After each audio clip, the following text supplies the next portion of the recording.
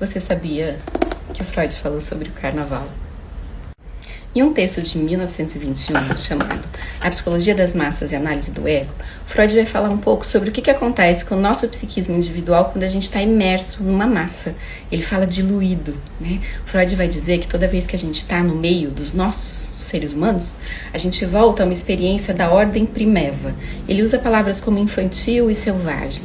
E ele vai falando de alguns tipos de massa, alguns tipos de perigo que essa massa pode incorrer, por exemplo, linchamentos públicos. Isso acontece quando as pessoas estão em, por exemplo, torcida de futebol. E ele vai explicar do ponto de vista psíquico interno por que acontece assim. Então, o Freud diz que nós temos 3 instâncias principais que organizam quem a gente é: o ego, o id e o superego. O ego seria uma espécie de diplomacia interna, uma política, né, que a gente fica tentando integrar e compor entre os nossos impulsos mais apaixonados, que podem ser violentos ou sexuais, e todas as regras da sociedade, que compõem o nosso superego, que é aquela vozinha que fica falando: não posso fazer isso, não devo aquilo, etc.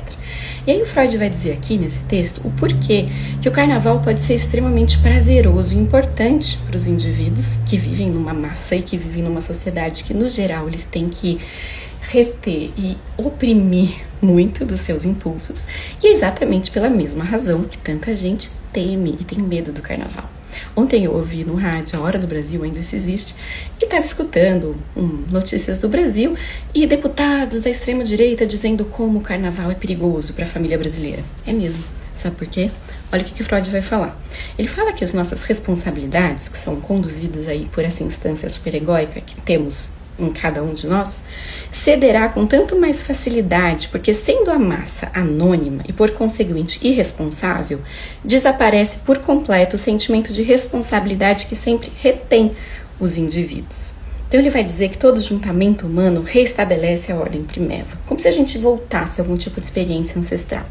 E ele vai falar assim: o carnaval, as festas, essa é uma parte minha, tá? Do texto, mas ele diz, costuma terminar em desregramentos de todo tipo, incluindo transgressões dos mandamentos mais sagrados em época normal. Mas o ideal do eu, que é esse superego que eu tô falando, compreende a soma de todas as restrições que o eu deve obedecer. E por isso o recolhimento desse ideal tende a ser uma grande festa para o eu, que pode voltar a sentir-se contente consigo. Então ele vai dizer que o retraimento do ideal, que é tudo que a gente espera da gente mesmo, o superego que diz que está errado, não pode, quando isso arrefece um pouco, quando isso diminui de volume, o nosso eu volta a se sentir confortável com quem se é. Por isso o carnaval pode ser tão prazeroso. Tem tanta gente que tem medo disso.